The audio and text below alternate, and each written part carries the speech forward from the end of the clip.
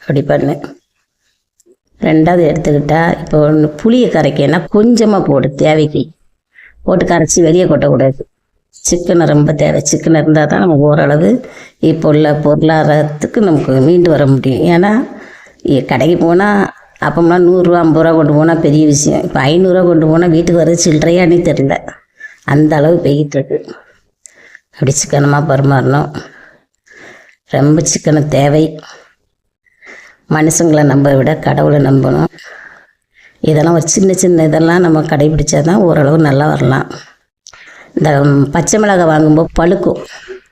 அந்த பழுத்த மிளகாயை வெயிலில் காய போட்டு வத்தலாயிரும். கிள்ளி போட்டு தாளி போட்டு குப்பையில் போடாது.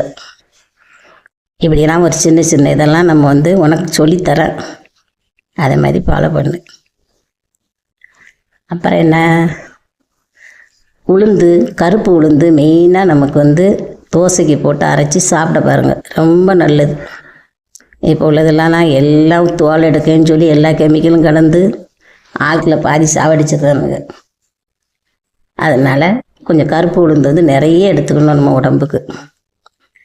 ஒரு 1/2 கிலோ கருப்பு உளுந்து எடுத்தால் 1/2 கிலோ பச்சரிசி சேர்த்து மிஷினில் அரைச்சி கொண்டு வச்சிட்டேன்னா 1 கப்பு மாவு எடுத்தால் 2 கப்பு தண்ணி விடணும்.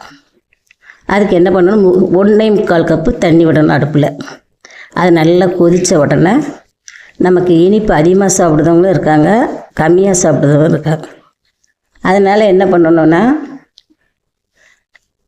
வெள்ளத்தை அந்த தண்ணியில்